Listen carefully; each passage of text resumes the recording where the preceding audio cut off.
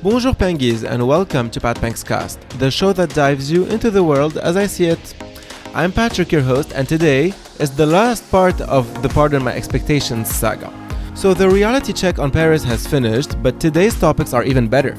What is the Paris syndrome that our Japanese friends suffer from, and how can we manage our expectations before visiting the City of Light? Oh, and there's also a little bit of Emily in Paris in the air. Stay tuned.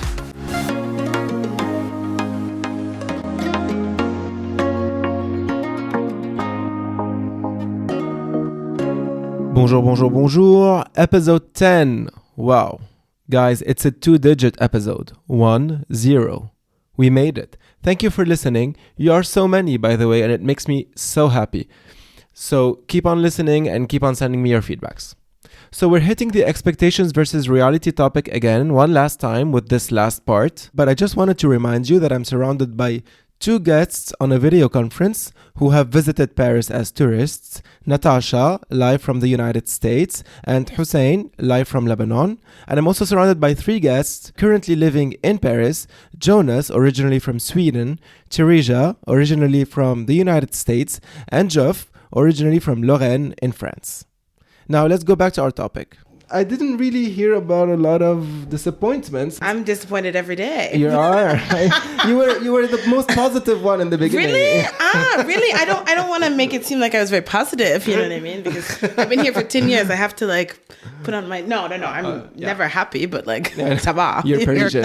You're a glutton for punishment. I guess. Exactly, right? But we're still here, right? But we have Japanese people apparently when they come to Paris. Yeah. Apparently, our friends from Japan, they develop something called the Paris syndrome. It looks like it's brutal. For some reason, these people, once they come to Paris, they actually realize that it's not similar to what the media over there in Japan had given to them in terms of locations, in terms of hygiene, in terms of all the topics that we've seen, and they develop some sort of a disappointment or disillusion that actually leads to a breakdown. Oh. So it's very rare, but it's actually everywhere on the internet. I was looking up for it, and it's called the Paris syndrome, and it affects Japanese, and it's a thing. Only Japanese? Only Japan. Not only Japanese, but it actually started with Japanese, and it's now known as the Paris syndrome in general. But when you type Paris syndrome, they directly tell you that it's Japanese, mainly for Japanese people. It remains rare, but it's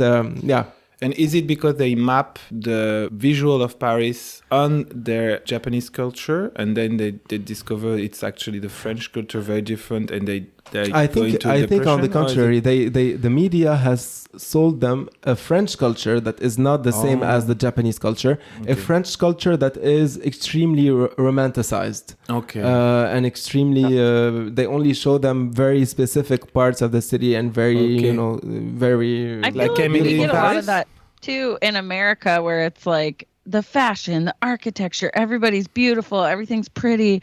But, and even when we look at this, but we're also told that French people are mean, so maybe that's why. That's why. So you can actually, but you have a balance somewhere. However, Japanese probably do not have this balance. And even in the US, when you see Emily in Paris is a great example. It's an American show, and everything that is shown, everything about it, there's only everything about the show is positive when it comes to Paris, apart from Alfie. The British guy? Yeah. The British guy. He was the only guy in the show that at some point told Emily, look, I don't like Paris. It's overrated. It's blah, blah, blah, blah, blah, blah. And she actually defended Paris. She was like, no, Alfie, this is not the case. You are wrong.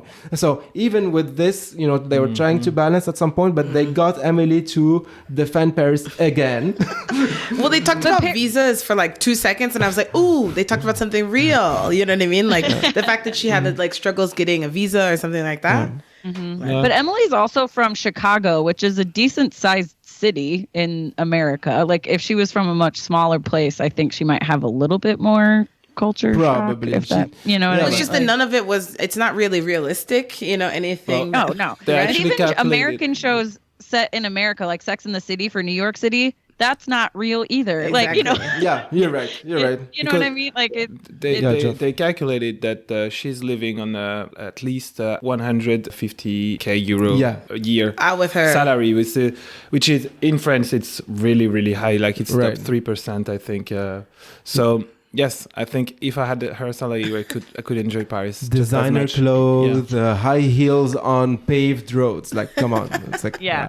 And that's why Sex and the City too, Carrie Bradshaw's supposed to just be a newspaper writer and she's living this life and it's like, that's not it.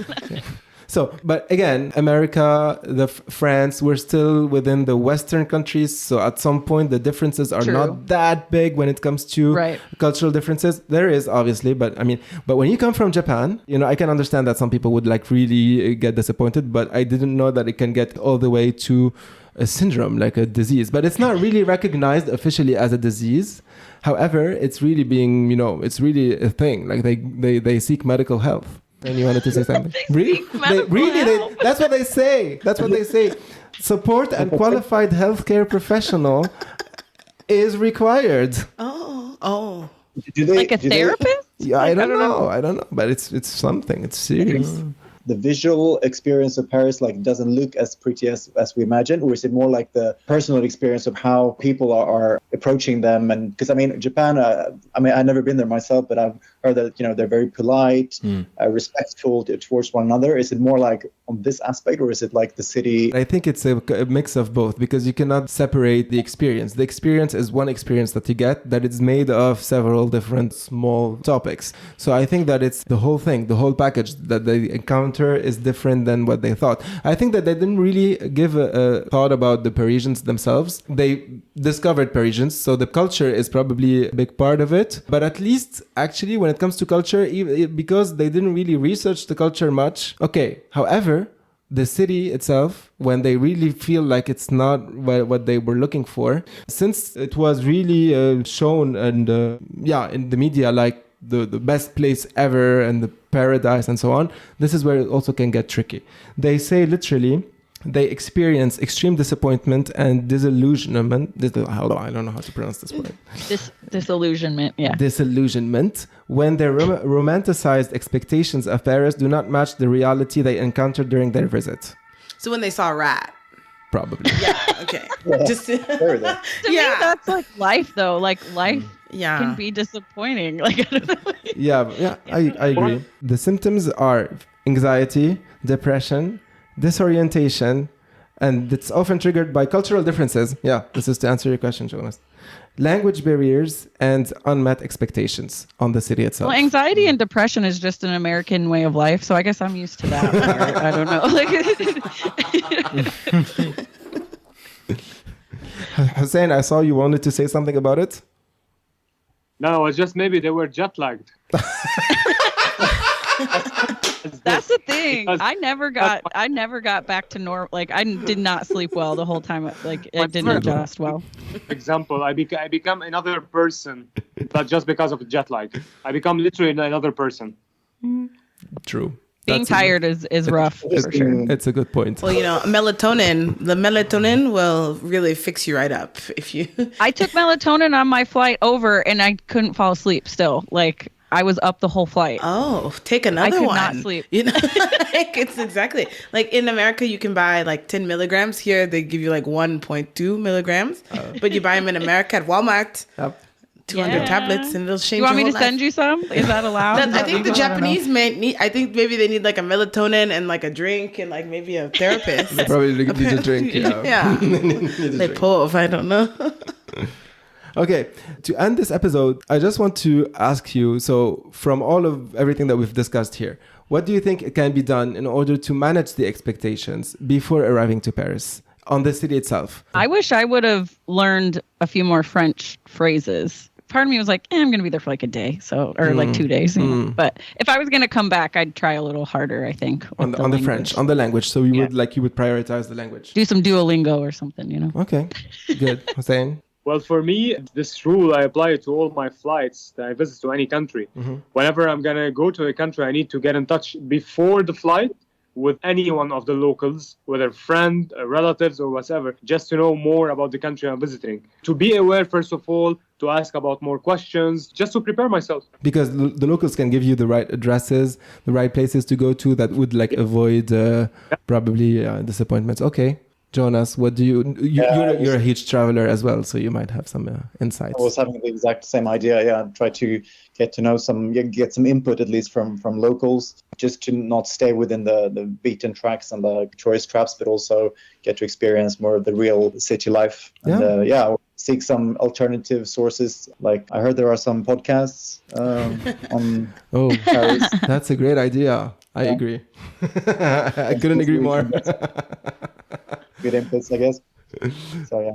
Thank you. Thank you for the publicity. The shout out for the Shout out. Shameless plug. Shameless plug. You buy me a drink. You buy me a drink.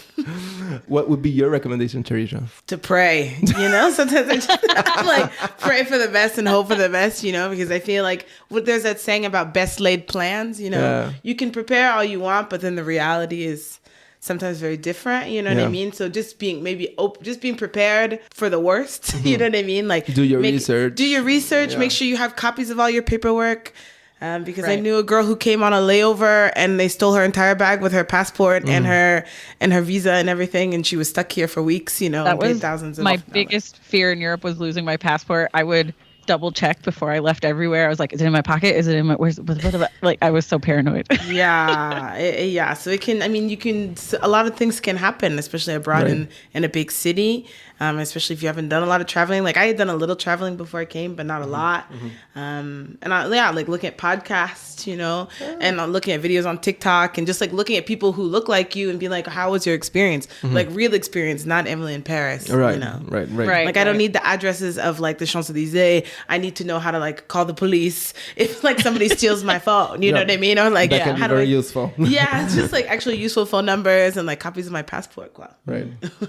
Geoff. Yeah, well, join everyone. Like TikTok and YouTube channels are very good information. I actually watch TikTok videos about Paris and French from outside perspective. It's very interesting and very true.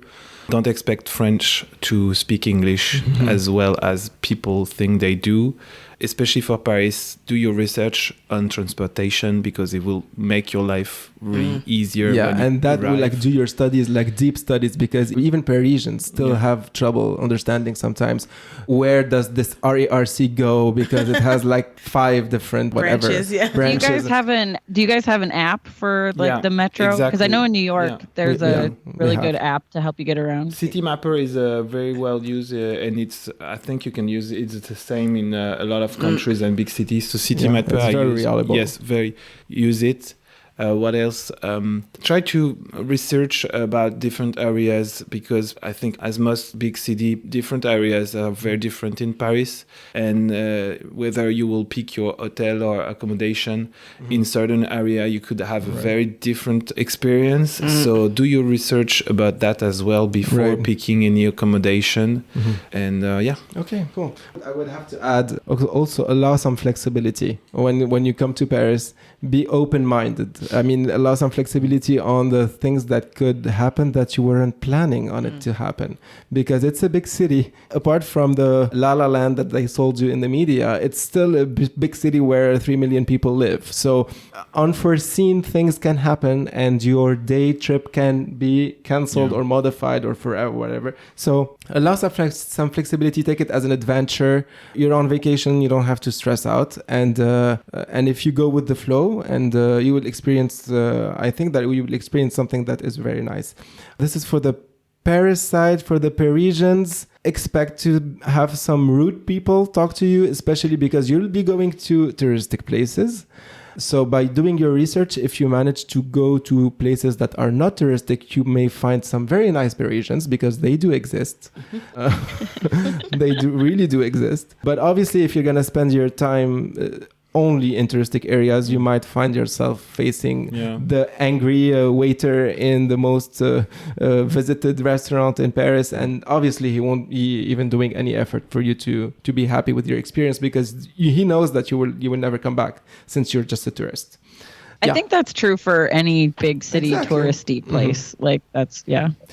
Okay, so as we wrap up our journey through the streets of Paris, the most beautiful streets of Paris, remember that while reality may not always match your expectations, there is beauty to be found, right, in every corner, in every experience. So whether you're sipping champagne beneath the Eiffel Tower, or getting lost in hidden alleyway, Paris has a way of surprising you and enchanting us at every turn, right? So here's to embracing the magic of Paris, one croissant at a time. Yeah. Aww. One croissant sandwich at a time. You ruined it.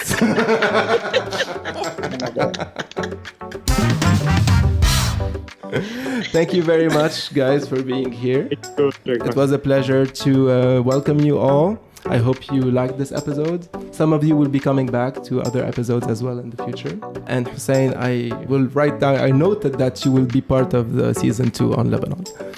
Definitely. Looking forward, by the way, to it. Well, see you in 2 weeks. But meanwhile, don't forget to subscribe to the podcast and like the episode on the platform you're listening from, whether it's Anghami, Amazon Music, Apple Podcast, Deezer, Spotify, or YouTube. Or you can also use YouTube Music. Or on my website, if you need more information, you can log into www.patricksayag.com/patpangscast. Also, please send me some feedback, whether you agreed or not on what we all said. Whether you have additional information or something that you have to add or things that you experienced in your Parisian life. It will be a pleasure to read your comments and see you in 2 weeks. Pengies.